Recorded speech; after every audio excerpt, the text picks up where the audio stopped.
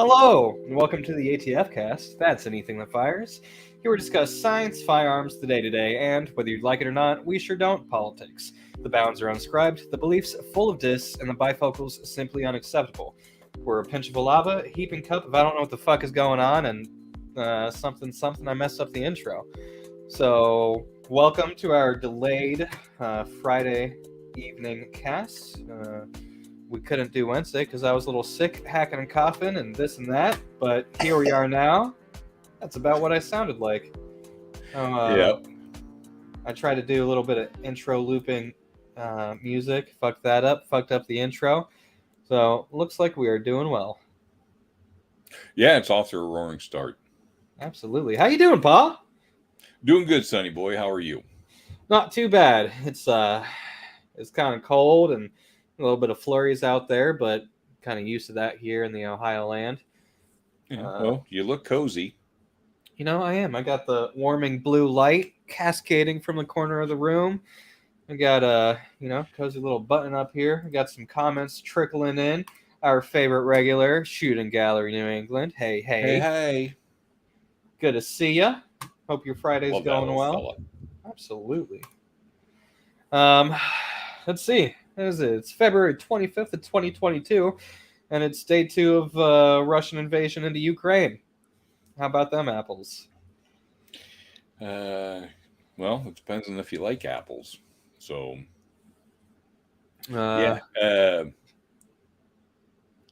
a good couple of days for the Ukrainians or for the Russians, and any of their neighbors. So, Poland's absorbing a lot of the people that are fleeing. So, it's war is not good in any regard. So, yeah, here we are. I know we were talking on, last Wednesday. Do you think it'll happen? What do you think will come out of it? And it was just kind of we'll have to wait and see. So we wait, and what we've seen is terror. So, yes, it is terrorizing. Could you imagine the buildup of waiting to see if your country's going to be invaded, and then it does transpire? The government releases any rules or laws and restrictions that they have on gun ownership, and telling people to buy guns and to make Molotov cocktails. And then as it got closer, they were passing out firearms and supplies to their populace, and teaching them. There's training courses, and so asking the women and children to leave, whoever wants to leave, asking the men to stay and report and learn how to defend themselves and their nation. And a lot of the women said, I'm not leaving, I'm staying, I'm fighting. So hats off to them, God bless them, and we hope this ends quickly and peacefully. But again, I didn't really see it happening. I thought there was going to be a longer period of conversations and debates and negotiations and legalities processed through, but it's here, and now it has to be dealt with. So, yeah, it's been sad to see. It's been kind of inspiring in some aspects. I found a little YouTube channel that's compiling a whole bunch of footage from civilians there on the ground. Lots of planes from both sides being shot down, and tanks exploded, and some sadder things to see. Hospitals being fired upon, people driving down the road getting rounds through their windshield, and artillery barrages. And it's really weird to see such a substantial, modern conflict that's it's so readily available to be viewed, because we're in this weird blend of modern warfare and also the modern age of social media. So a building gets a plane crash into it, and 10 minutes later you have a YouTube video from the ground or report. Yeah, I mean, Vietnam was kind of the first war to be televised every night on the news. But now as society has changed and technology has changed, you don't just have cameramen on the ground and reporters here and there reporting from certain locations, and you have everybody who has a phone can take a video and report something. So there's going to be a lot of documentation on this one. Yeah. I'm trying to think of like the last conflict that would have provided the opportunity to have that same kind of coverage. Well, I mean, Afghanistan has, Iraq has, there's a lot of footage and everything from recent, but I don't think as much civilian recording. Right. No, because even though civilians in Afghanistan and other locations do have phones or whatever, but social media isn't as well used there than in other countries. Yeah, and they often utilize different platforms over there. I know, like in the Asian countries, WeChat and things of that nature are the prevailing social media. And also, with like the war in Iraq and Afghanistan, most of that combat was towards a guerrilla enemy, and it's kind of different seeing videos of dogfights and helicopters coming in shooting flares to counteract surface-to-air missiles. It's things I've always seen in video games playing. I'm romanticizing that, and now it's weird that it's coming straight to my phone while I'm sitting in my cubicle and I'm just watching, a whole developed nation get blown to pieces and fire be returned. And very peculiar. It's kind of weird to pay attention to that news and absorb it, and at the same time maintain like the day-to-day. I'm sitting here filling out some paperwork for work, and I'm getting updates on my phone that so-and-so town is being invaded, and so many Russian forces, Ukrainian forces have been executed, and it's just constant barrage of I don't know, focus breaking information. Yes, so it does break your focus on the tasks at hand. So I haven't watched a lot of it because I've been busy. Some people go, "How can you be too busy to watch that, to see what's going on?" Well, I can, but if I do watch it, I'm going to go down the rabbit hole, and then I'm not going to get anything done. So still have to accomplish some tasks, and then look at it later. I didn't delve into it very much last night, probably because I wanted to sleep. So I don't want to be up all night, my brain bouncing back and forth and things of that nature. So that might sound cold to some people, but it isn't for me. So a lot of people out there understand. So yeah, it was weird. Spent my whole lunch break kind of going into the rabbit hole because I'm bad with researching stuff. If a topic interests me or captures me, it's hard to put it down. So it was took a nice long hour lunch just staring at my phone, going platform to platform, and just seeing all kinds of crazy shit, coming straight to me. And today's supposed to be our space news episode, but with everything that's going on, I was like, this is kind of a subject, especially us, our foundation of this channel being about firearms and self-defense, and then Second Amendment rights. It's like that's something that we can't completely skip out on talking about.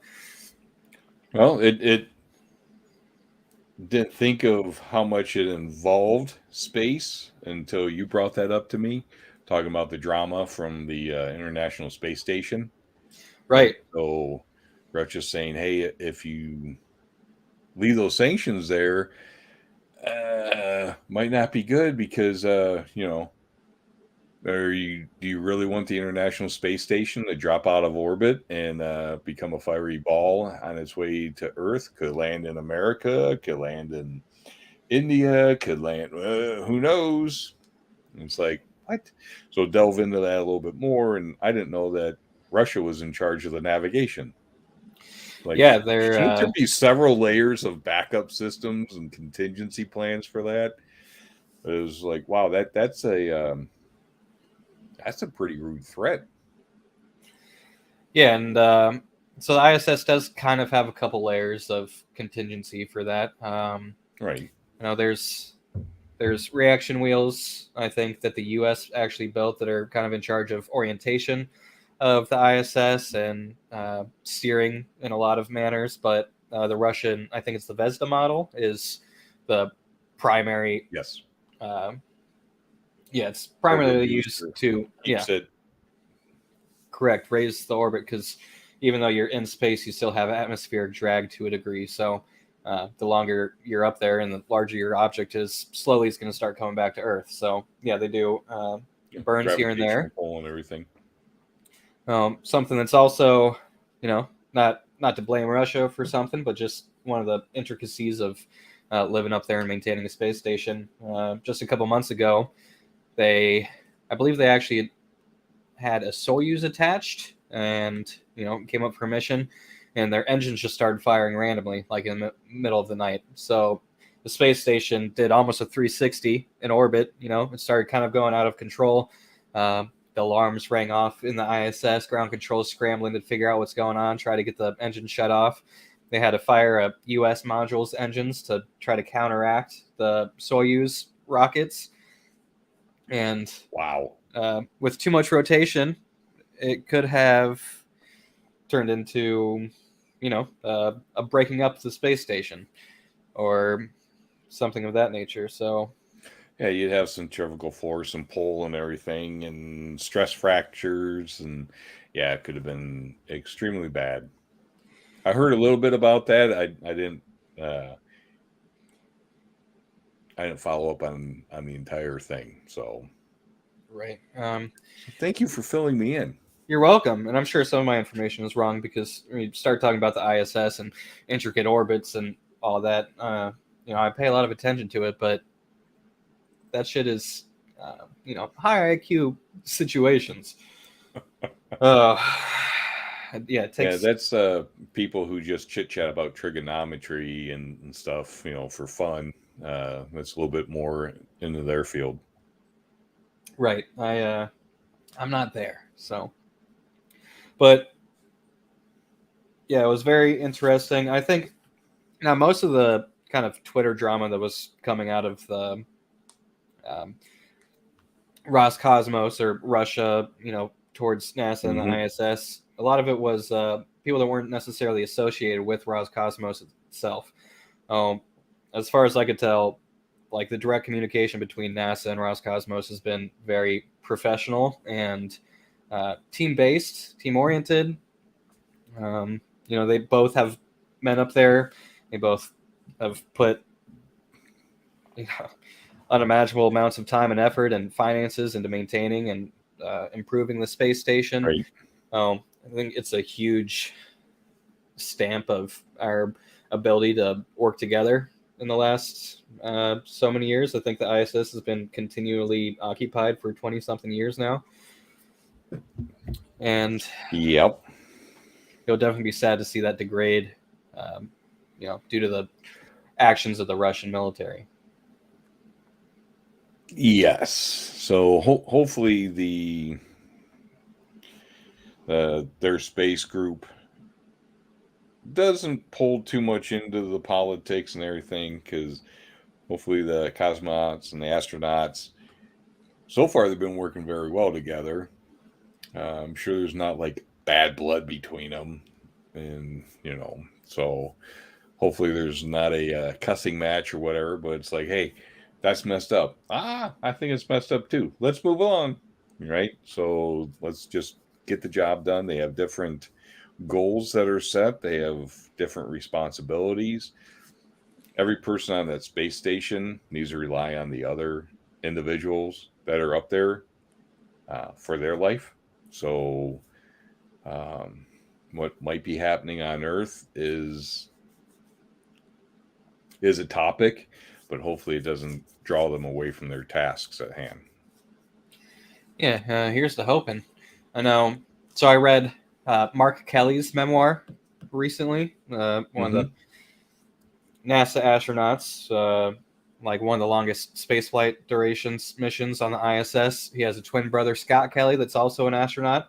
So he kind of ended up being the perfect candidate. Who's the astronaut that plays guitar and everything? I forget. Anyways, go on. I interrupted you. Chris Hadfield. I'll think of him. He's a Canadian. Okay. Yeah. But so yeah, Mark Kelly kind of ended up being like the perfect. It was kind of an after realization that he had a twin that was also an astronaut.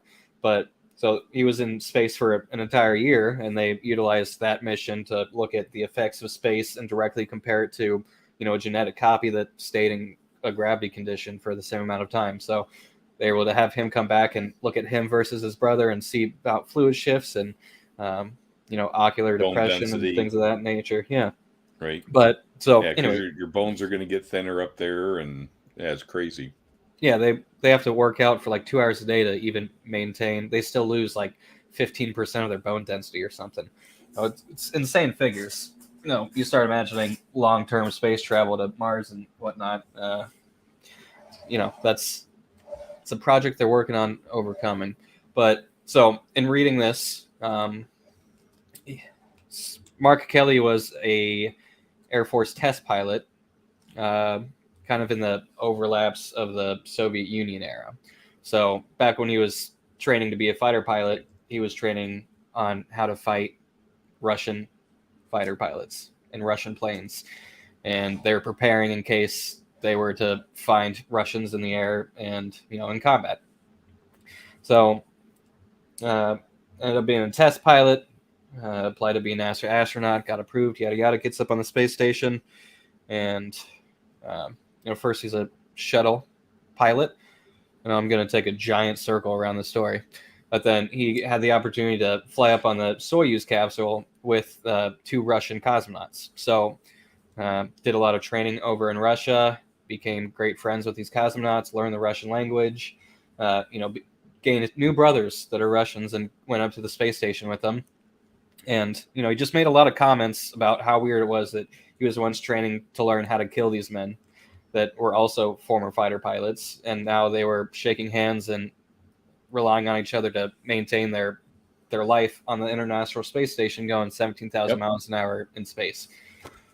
So having read that and then seeing all that kind of Twitter drama and stuff, it had me thinking the Russians and Europeans, and I don't know exactly who's on the space station right now, but it's got to be very weird being up there and looking down and seeing all of these countries kind of at each other's necks in a way again. Yeah. And imagine going over that area in the space station and being able to use your cameras and everything and see some of that transpire. So, I've seen some satellite photos of the Ukrainian border, and Russian troops getting ready to cross, and even some of the fighting and stuff that were coming from satellite images. It's just like technology has come such a long way. Yeah, that's something interesting too. Like with Afghanistan, there's not a lot of there's not fronts in that combat. No.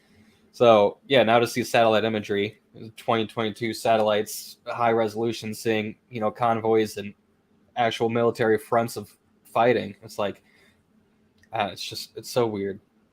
Mm-hmm. It's unnerving in a lot of ways. Yes, it is.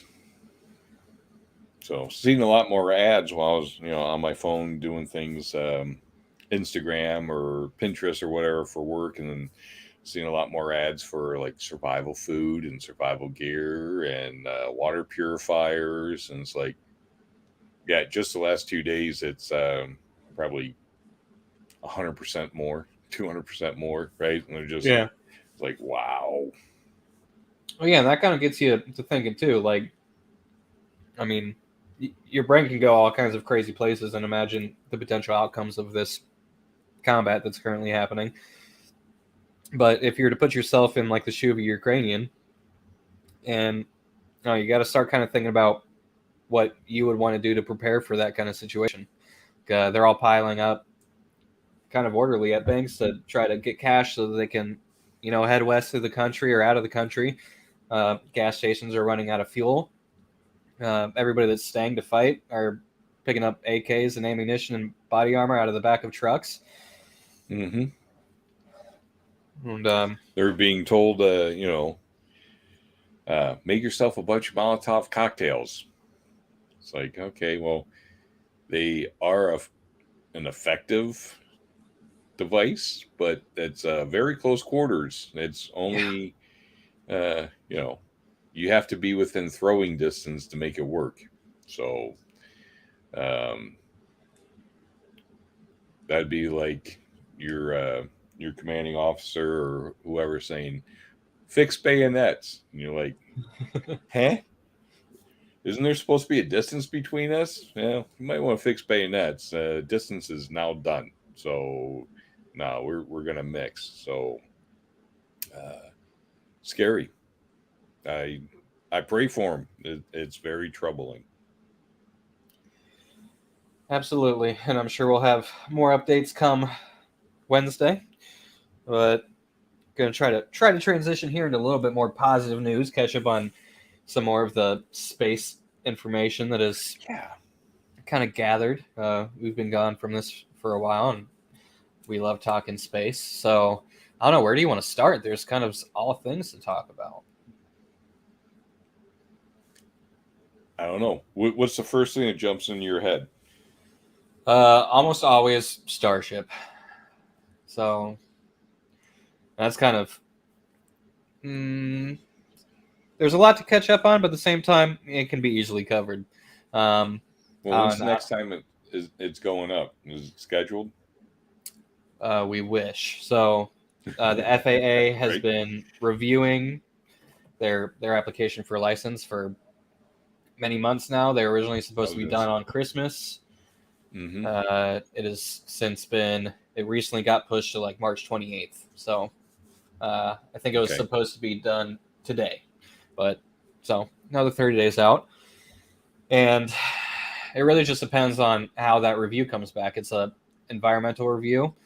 They had like an open comment period for, for anybody that wants to comment on the application for the license and the environmental impacts that would happen down there in Boca Chica. I think they got like 19,000 comments on the FAA website. So they've been trying to comb through those and see, what's just SpaceX fanboys, what's genuine concerns from close residents of the area, government concerns. So they're still reviewing I think the biggest concern would be what if it explodes on the landing pad or it takes off and lands in the populated area, but how many times are airplanes taking off and landing in a populated area, right? I mean, I don't know how many aircrafts come in and out of O'Hare daily, but yeah, the risks are there constantly. Yeah, and it would be one hell of an explosion. Quickly, we got a comment on here. What's up, Milkman? Is it true they sent a dog to space?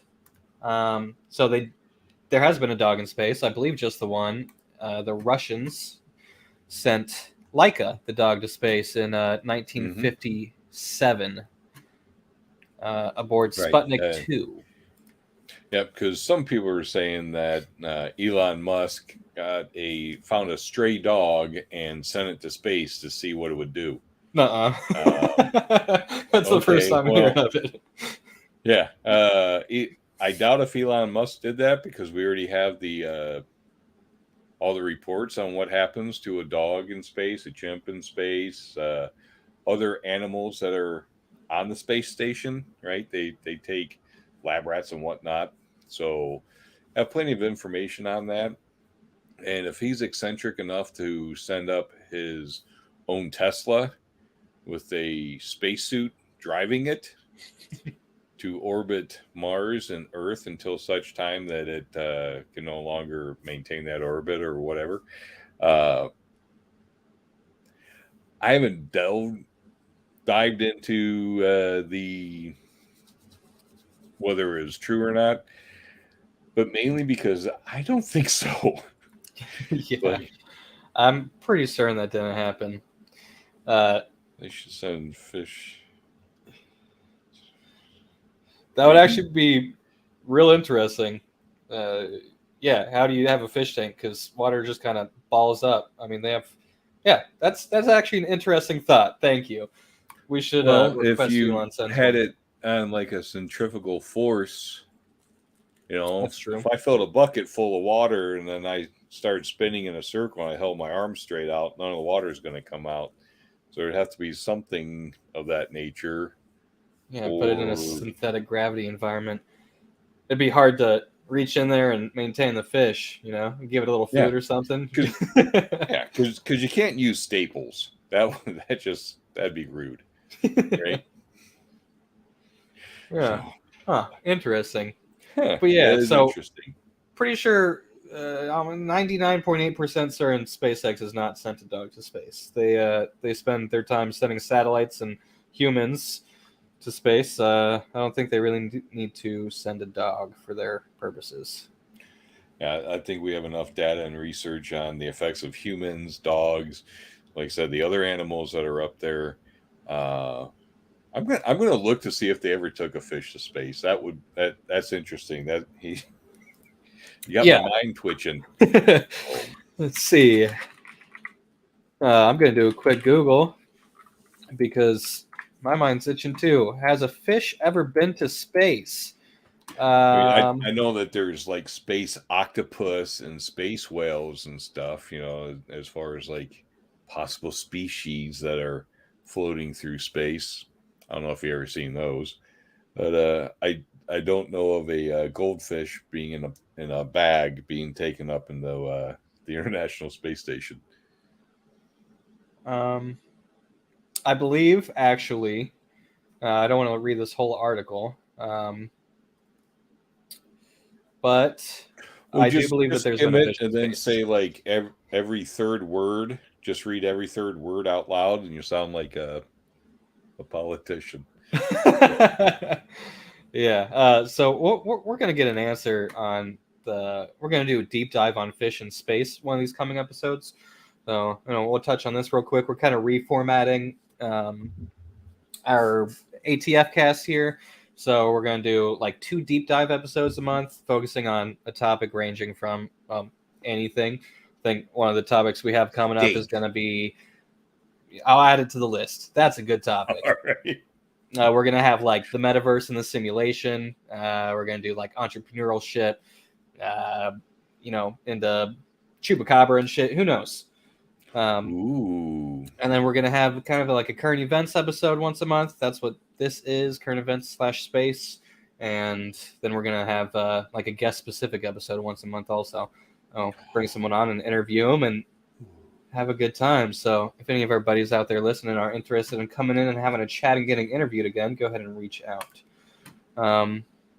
Another good comment here from Milkman. They can't take a bird to space because it might fly away. Are you a father? You've got to have some kids. That's the kind of joke this old man right here would make. That's good. Thank you. Yeah. So, plus, you can't just put a piece of newspaper underneath them on their perch because that's just gonna. Yeah. There's gonna be some shit floating around. Ooh-wee. And you're gonna have a vacuum system to try to absorb it, then all the feathers are just flopping off, right? So birds in space sounds messy. Yeah, I smell a pigs in space. You can do pigs in space, but that's an episode from the Muppets. Oh, is it? Yes, it is. So I'm that old. I already was aware, but you're just acting surprised. Oh, is it? Oh, that's very Oh. interesting. We're talking about SpaceX and International Space Station, and you're talking about pigs in space. That's called showbiz. On the Hmm. topic of SpaceX, not really being concerned about dogs because they're sending people. We have a lot of SpaceX human travel to kind of cover. Um, I'm glad you said travel and not trafficking, oof. Yeah, right? another sip of the Like wine. fly up into space, be like, "Hey, here they are. See you, little aliens," and you fly back and get another load. Now that would be the ultimate plot twist. SpaceX and NASA are just a giant integrated organization for trafficking the greys that actually live on Mars alongside humans. New Oh World my Order, boom, conspiracy episode taken care of. Check. That one's off the list. um, so the last big human Sorry. space flight for SpaceX. I'm gonna get my words all twisted up now because I'm thinking crazy conspiracies and shit. What does this episode come to? The Inspiration 4 mission that happened back when it was still kind of warm outside. I don't know the exact date. Do you recall watching that? I do. I believe you texted me and said, "Papa, check it out." And I was like, "We're on it." So we pulled it up and we're checking it out. And I believe we even forwarded it to Julie's mom so that she can watch it. She lives out in California. And so, yeah. It was super exciting. I know I rushed home from work that day and got like a 12-pack of beer and set up on the back porch with my computer and my headphones, and I was just chugging beers and watching space travel, and I was having a great time. Yeah. But What kind of beer? I believe, actually, you know what? It was Yinling, because I got it Okay. for free from Grandma because Grandpa wouldn't drink it, which I was actually very surprised of. Really? Yeah, he's on strictly Jameson. So, yeah. I don't know. Jameson Orange. Maybe he's watching his figure, Yeah, that's right. If you know Richard Whitehurst, you know that's a fucking goof. Yeah.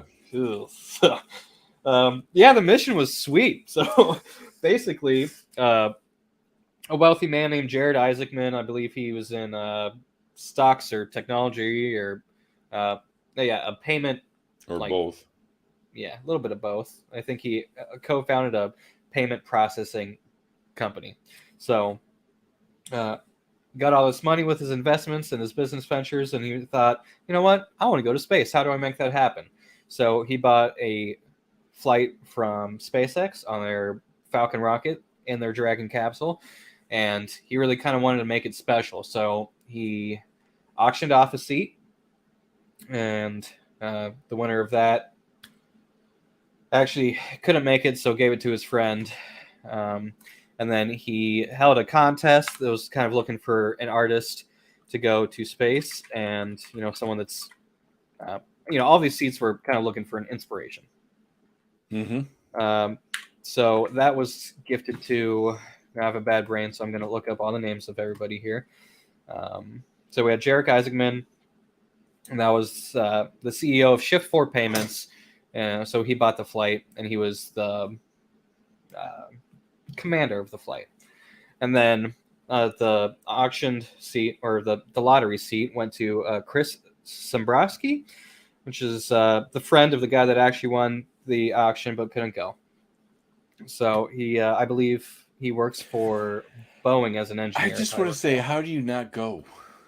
Right? Yeah, you make something happen. Right? I mean, like, if it was daughter's wedding or something like that, I understand. I would still say I'm going to space. But if it's like, well, I got a meeting about, let's postpone that or bump it forward, right? I don't know. There'd be something. It would have to be something rather important and a familial obligation to not go. Yeah, I don't think anything could stop me. So it'd be a hard sell to try to tell me no. So then the seat, this woman that won the kind of like art competition did a video submission, and she was selected.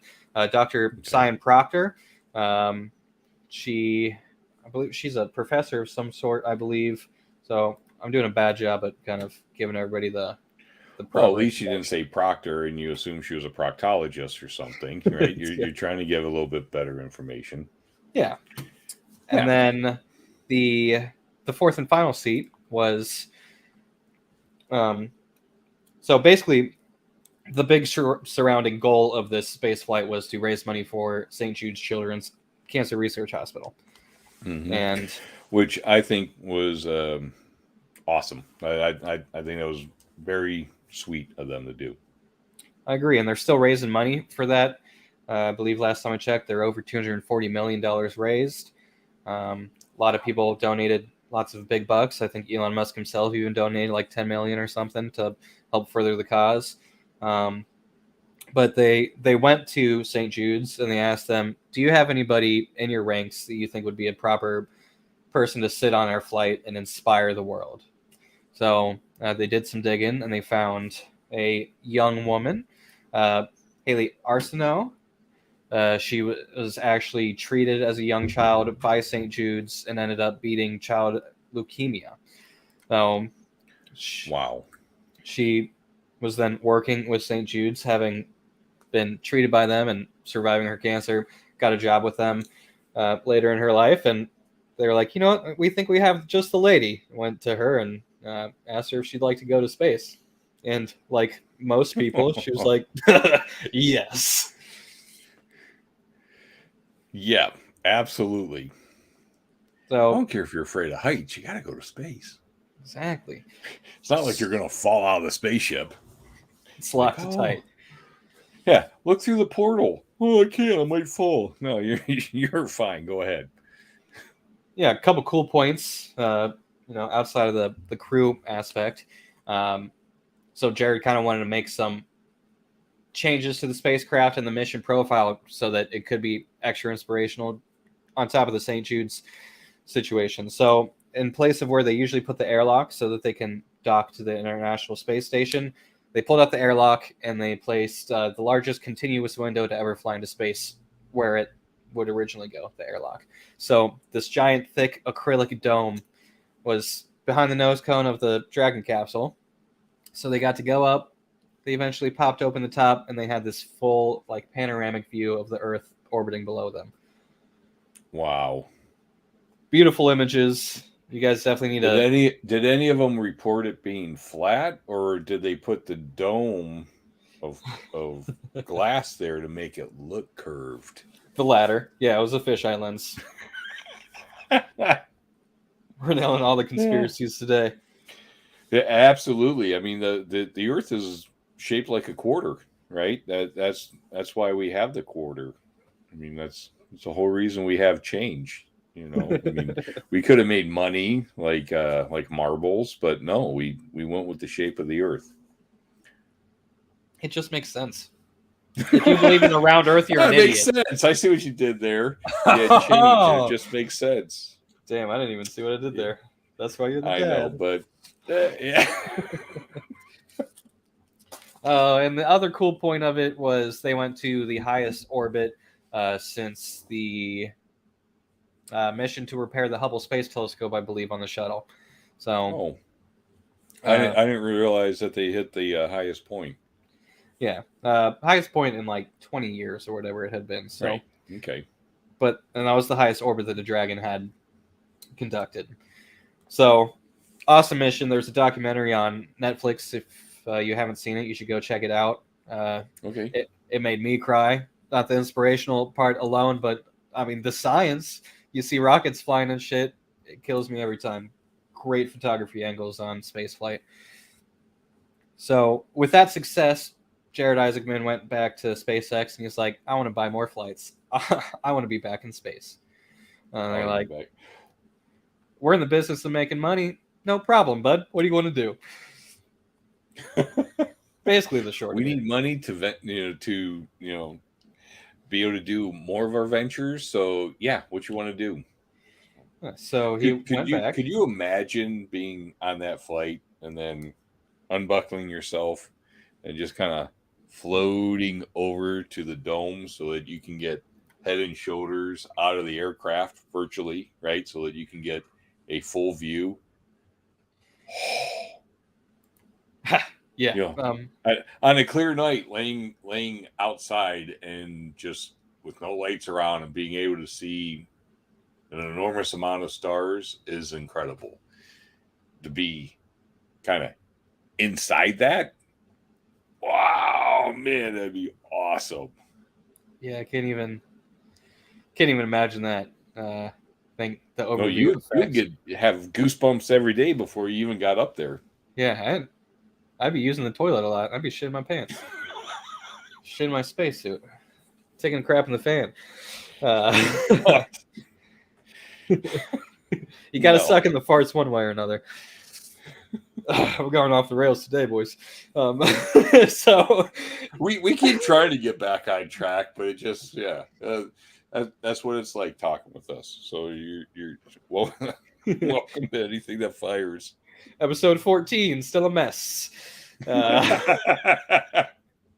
So Jared went back and he bought some more flights. And then distracted again. Old McNuggins, our buddy, is commenting on the Twitch stream here. He said there's going to be a rapper in space, which boggled my mind. But he Googled it, and a guy named Tokyo. Is that a play on Tokyo? Already rapped in space in 2018. So we're going to add that to a deep dive. Yeah, we're going to put that on the schedule. Yeah, episode. But did they do it well? That's the question. Tune in a couple months, hour and a half long episode on did Tokyo rap good? Mm-hmm. ATF cast special. I remember it now that he mentioned it, but I didn't. Right? So how wonderful of a job did he do when you don't remember? Well, we're gonna find out here at ATF. That's what we're gonna do. I mean, I remember Pink singing the national anthem when she had a sore throat and stuff. She was sick for a few days. Wasn't sure she was going to pull it off. Did a beautiful job. So, right. I don't remember Tokyo singing in space. Well, maybe you're not just a proper rapper fan, are you? Oh, well, that's a good point. Maybe if he sang the national anthem, I'd remember.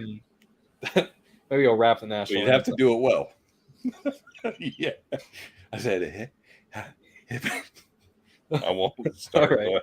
Yeah. You know what? I appreciate that, Pa. So Jerick Issacman, this billionaire fellow, right? Went back to SpaceX, bought 3 flights. Let's go over them. He's calling it the Polaris Program. The first space flight is going to be near the end of this year, and they're going for 2 new record-breaking aspects of the flight. I don't have everyone's names and background entirely in my head. It's a 2-man, 2-woman, 4-person crew going up. So if you'd like to give it a Google and figure out all their other information, that's on you. But so they're going to be going to the highest ever Earth orbit. So basically, the furthest from Earth that humans have been, aside from the Apollo missions that were, escaping Earth's orbit to go to the moon.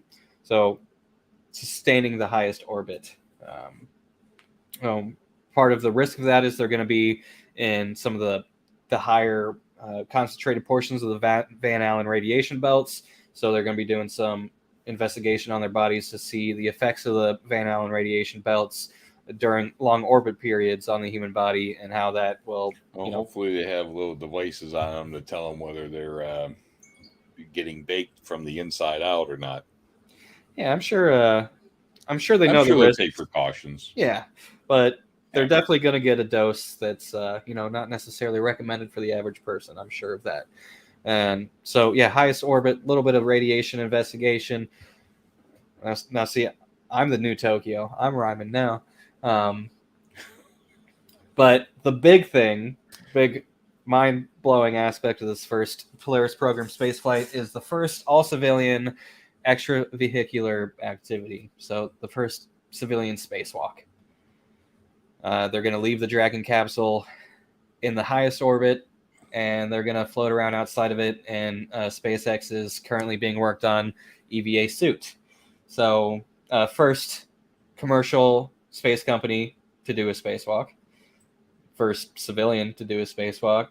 Wow. It's just going to be insane. So 2 of them are going to go outside the capsule. And on the ISS, they have an airlock. So, they take a couple hours, get suited up in their giant suits, get in there, and just that portion of the ISS, they, evacuate the oxygen and then expose it to the vacuum, and they can go outside. But the Dragon doesn't have room for an airlock, so they're going to all get in spacesuits, depressurize the cabin, open up the top, and they're all going to be exposed to the vacuum of space. So while 2 are going outside of the Dragon, all 4 of them are going to be exposed to space. So, man, that's awesome. I hope they remember to hook their carabiner on the safety. yeah. Right? So, this is wonderful. Definitely don't want to go flying away. No. So, yeah, that's going to be fucking insane to watch. And they always have good footage. SpaceX does a good job of having, cameras and everything, especially this being like a well-funded, inspiring type mission. I think we're going to get just insane images back out of this. I think so. We'll be getting better images than, the Ring security system at your front door. Yeah, none of that grainy bullshit. It's going to be high def. That's right. Is that FedEx or Amazon? I'm not too sure. Excuse me. So, yeah, that's going to be sweet. The second of the 3 flights is also going to be on a Dragon spacecraft, but we don't really know the parameters of it. They're going to kind of form the mission based on what happens with the first flight. Okay. So the next cool aspect of the Polaris program is flight number 3, which they aim to be the first crewed mission of a Starship. So don't know when that's going to happen.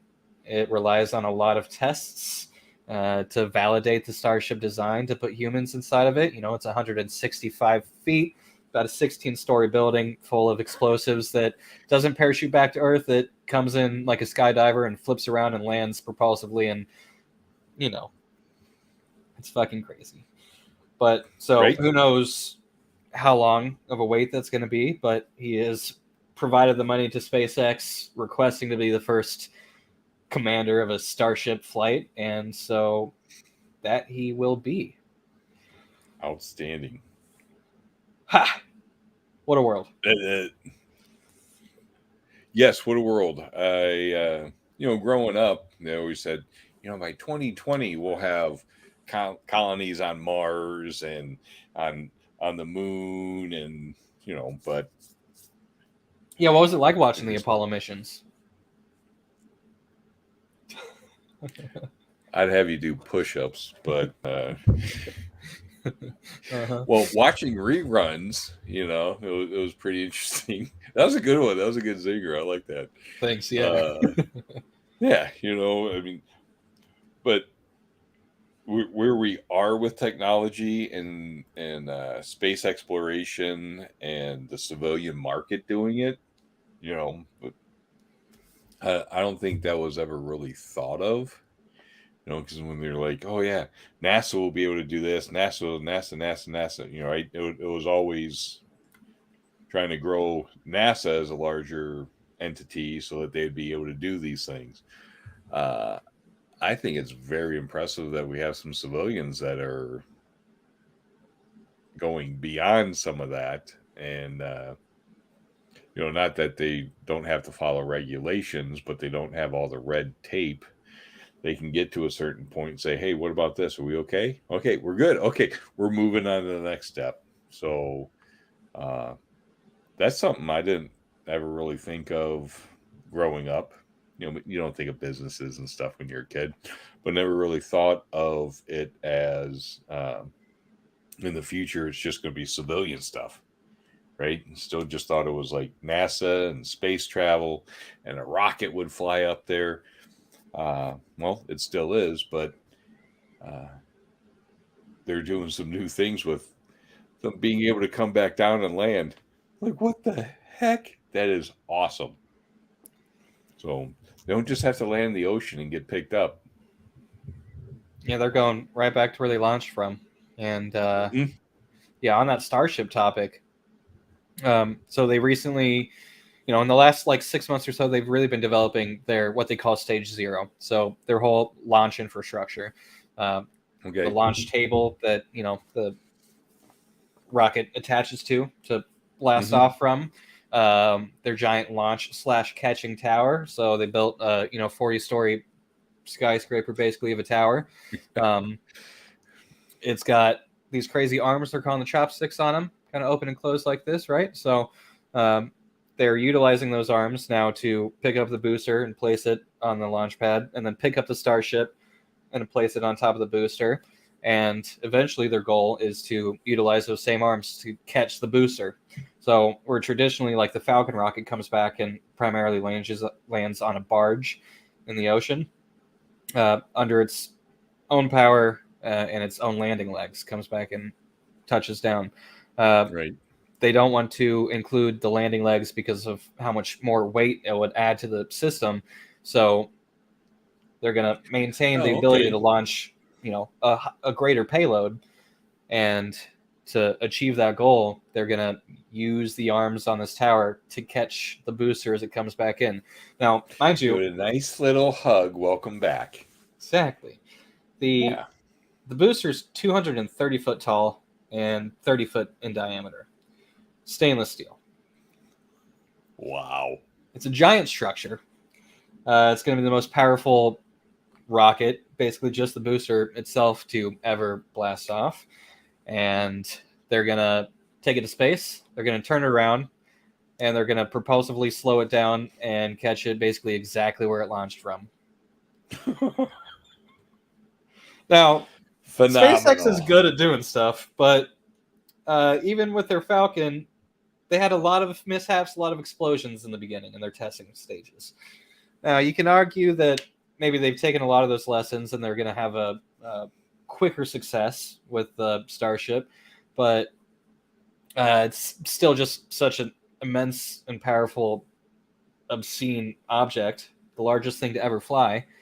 They're going to catch it with the tower, and it might end explosively. It might destroy the tower. We can't quite be certain, but right, that's such a financial risk because you could possibly lose the booster, but you could lose the booster and the tower. So hopefully the little catching arms don't clap when it's supposed to just catch. So that's true. Now, one of the underlying things about the Starship program is, their goal to create the first fully reusable launch system, and also for it to be the cheapest launch system. That's kind of part of the reusability. So he's aiming for the launch of, the full stack Starship to cost at least less than $10 million per launch. Now, that is an absurd figure, but just for comparison, the SLS, the space launch system that NASA's been working on to send humans back to the moon, currently a huge rocket. It's almost ready to go, but that costs about $2.2 billion per launch. Whoa, that's a bit of a penny. So yeah, imagine now the largest and fully reusable, most powerful rocket ever to be less than 10 million, and their end goal that they've stated is for it to be about $1 million for a launch. So basically just the cost of the fuel, which would be crazy to see. Well, hopefully fuel prices don't go up too much with we were getting all of our stuff from Russia, so we'll see what happens. Hopefully the prices stay low on that, because the fuel is not the same as what I put in my sweet ride. Right. This works off of methane and oxygen. So, right. But where are we getting that from? Oxygen. Google that. Yeah, I think so. Their end goal is to. I got an answer for this stuff. Right? I mean, oxygen. Yeah, where do you get that? I don't know. Yeah, you gotta take it out of a couple of trees to use some electric. You pull it out of the air. The methane, you capture some farts. Some natural gas and whatnot. Oh, okay. So now instead of cows causing global warming, cows are contributing to space exploration. That's the spirit. You're looking at it the right way. Yeah, we're gonna have to get some T-shirts made up. The cow went over the moon. right? I mean, who knew that those fables and nursery rhymes were going to be so lifelike and realistic? ATF cast merch coming soon. We'll be plugging it. Yes, we're going to look into that. Maybe we'll get Opie to do some patches for us or somebody. So I would love that. We should talk to Opie. It's been a minute. It has been. Back on the cost thing. So, $2.2 billion for the SLS launch. No, this is great. I love bouncing around. Aiming for less than $10 million on the Starship. Currently, the average cost for a Falcon 9 launch is $62 million. Wow. And let's do one more comparison. Let's see the Russians' launch cost on their Soyuz. Let's see, about 80 million it looks like. That's phenomenal. That is astronomical. I see what you did there. Absurd. So, yeah. So if I hit the super lottery, I might be able to help out with some of the finances, or maybe even pay for a ticket to be on a flight. Well, you see, that's the thing. Not as cool of a flight, but I think Virgin Galactic just went to another phase. They're selling flights again for their space plane. I know we've covered a little bit in the past. I think those are going for $150,000, if I recall correctly. Well, if I hit the super lottery, that's nothing, right? Right. So if you imagine, like when we were relying on Russia to launch us up on their rocket, we were paying, I think, like $15 million a seat or something. That actually might be low, but so if you can go get the overview effect, look back on Earth, not from as cool of an orbit, not for as long, but no real training required. Pay 150 grand and get a pop up into space. That's not that I can swing. Yeah, you wouldn't be able to sleep for 3 days after that because you'd be so wired and like, oh my god, and then this happened, and then I saw this, and then I'd have to quit my job. The fourth day or whatever, you would just at some point you'd finally be able to put your feet up and close your eyes, and you'd be out for 2 days straight. So yeah, that is the ultimate dream. It was funny. So I'm always talking about space and stuff. Rockets, nerding out at work. My screensavers are, Falcons landing from the Falcon Heavy launch, and I'm just a nerd or whatever. So I was in the break room at work like last week or whatever, and who he is. I don't know who most of the people in my job are still. A couple months there, I'm still confused. He walked by and he's like, "How you doing, Rocket Man?" I was like, me? I'm good. Shit. How does everybody know already? I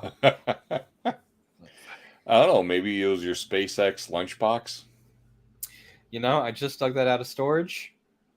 So I'm about to get me some more comments. Looking forward to it. Heck yeah. I'll just put my single banana in it. Yeah, frolic. Yeah. Frolic into work with a sack of nanners. La-di-da-di-da. La la la. A banana for you and a banana for you. Have a good day. Oh, a little stretch here. I just word vomited about space a little bit and farts and the like.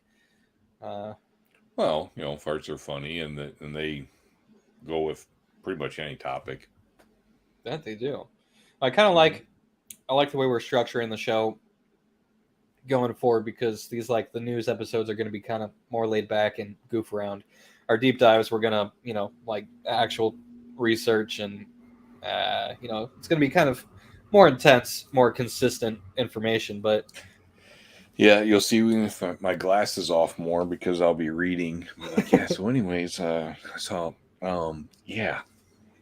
it'll be good. Yeah, no, I'm looking forward to it.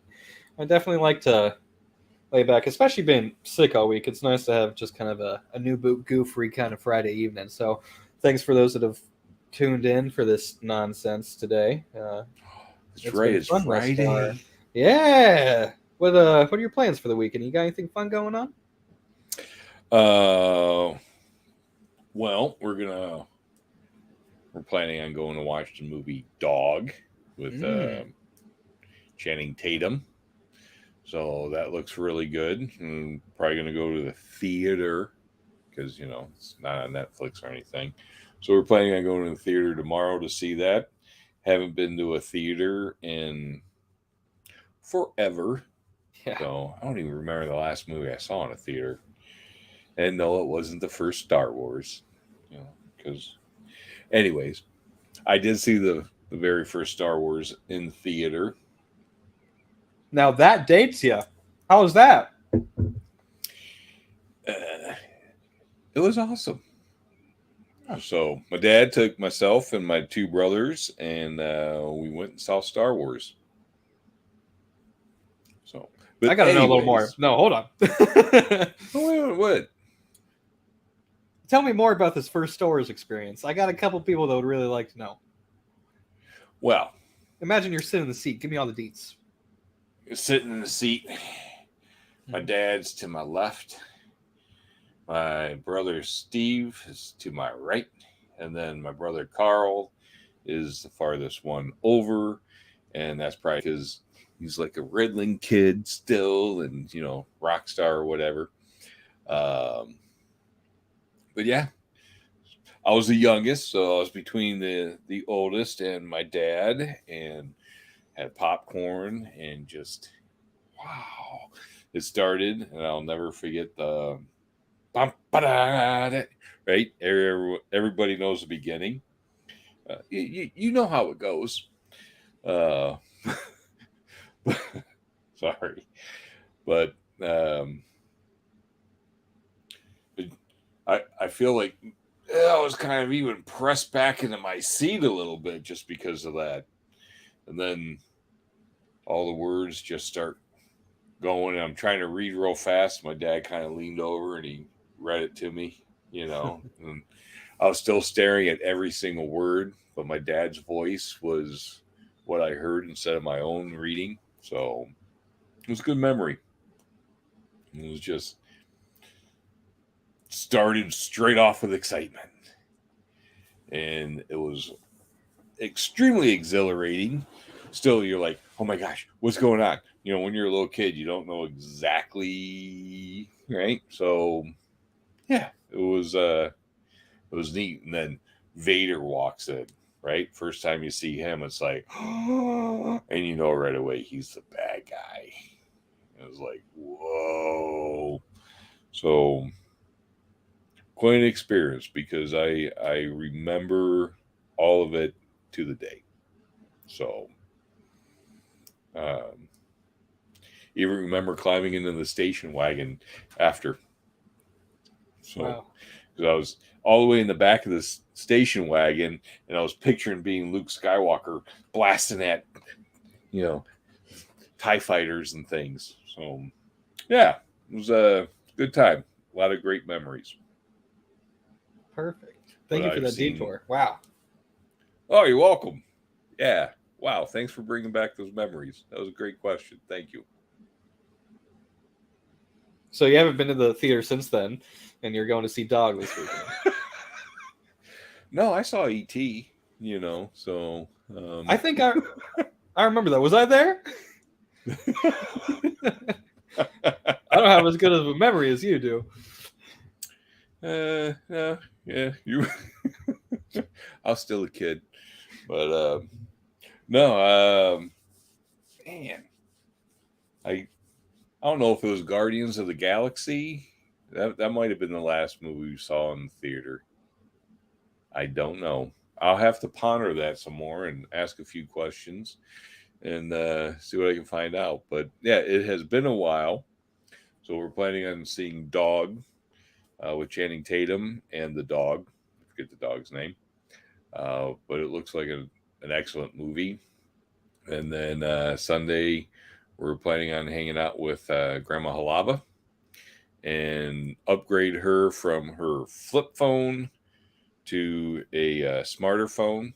Right, might not be the most intelligent one, but it's going to be a lot smarter than what she has now. Because she's kicking butt, texting and taking pictures and sending pictures and calling people. So want to get her the next phone up, more of a smartphone, so that she can upgrade her skills because she's doing so well. So expect a lot more texts and pictures from your grandmother. I'm looking forward to it. That sounds like fun. Yeah. I'm glad that she's being so tech savvy and that she's gonna, further her abilities, and she's gonna be having fun with that. That'll be cool. You just go ahead and get her an iPhone, then we can FaceTime her and stuff. Go all out. Well, we'll see what they have. So, because right now she has the flip phone jitterbug, so there's that button there for the phone. I can't get up. Oh, yeah, that's helpful. It is helpful. So there's different programs and things on there. If an iPhone would be better and she can just still hit 911 or whatever. But that jitterbug is something that she's only had for a few months, but she's doing so well with it that she's improving her technology skills. So we want to improve them for her. But yeah, that's our plans. And have some lunch while we're up there, hang out a little bit. I think she wants to go to Lowe's or Home Depot and pick out paint and things of that nature. So spruce up her house a little bit. It'll be good. What about you? Let's see. Tomorrow I'm gonna go hang out with my godmom, Kelly, a little bit. Okay. So how is she? She's doing well. I think she said she pulled a muscle or something. So we're gonna go see her. We were gonna drag her to the casino. Mom and I went to check out Hollywood Casino last weekend for my first time. Nice. We got some Dirty Frank's hot dogs and wandered around, played a couple slots, and then left and went on some more adventures. But so yeah, we're gonna go hang out with Kelly, and then I got a couple of receptacles to put in a buddy's house. Some light work. I'll probably end up doing that Sunday though, because tomorrow I'm gonna do like a late lunch with Mariano. We're gonna play some pool. Cool. And grab a snack, and then Sunday will just kind of be relaxing, probably working on some show notes and some editing and whatnot, and nice, preparing for the week to come. Oh yeah, again, looking forward to it. Spent most of last week sleeping and working from home, so I'm kind of ready for a little bit more adventure, but also still can't do so much, so I keep it tame. Yep. So you're no cross-country ballroom dancing for a while. Yeah. Yep. You know how I'm addicted to that kind of festivity. So it's been hard for me. It's been hard, but yep. We'll make it. I know that we will. Yeah, I'm looking forward to it. I think good. Right there is about a good spot to kind of wrap up our new Boot Goofery episode on this Friday evening. I'm trying to think. I just, I learned how to use Excel at work, and I've been making spreadsheets, so I just made this nice big document for our schedule for the ATF cast, and I don't know what the fuck we're doing next week. I forget what the episode is, so we're gonna have to look into that. I know you sent it to me, but it shows up about the size of a postage stamp on my phone. So yeah, we'll go ahead. In the little waiting room, we'll figure out how to get that open on your computer for you. Oh, you mean this thing that I'm talking on? Yeah, that's the stuff. Huh. Do you want me to go ask Grandma Halava for you? Probably. She'd be like, I don't know. Give me a minute. Where's the instruction book? Well, let me show you. Yeah. And you have to send some pics Sunday. So with that being said, thanks everybody for putting up with our banter, our inability to focus on one subject for longer than 5 minutes, and our natural way of goofing. Babbling. We have the gift of babble. The gift of Babel. I think I remember reading that in the Bible. So yeah, I mean, we were one of the first families to inhabit Babylon. So it was right next to a brook, and people were like, what do we call the town? I'm like, I don't know. We just lived there and stuff. And then other people that lived in the area, they're like, oh well, they just Babylon all day long. Don't go over there and talk to them. You'll get stuck because they're just all they do is Babylon. So that's where that came from, and we used cows as warning devices for burglars. I don't know what to say. You're welcome. God, dads, am I right? Holy hell. Hard to live with, hard to live without. Everybody, keep your eye on the moon. Continue having a good time. Thanks for tuning in. It's been a great time. Fucked up intro, fucked up outro, but we got some shitty background music to make it all better. Hope everybody has a wonderful week. Thanks for hanging out with me again on the interwebs, Paul, even though you don't know how to use them so well. Hey, you're welcome. What's this button do? I'm going to get an ejector seat one of these days.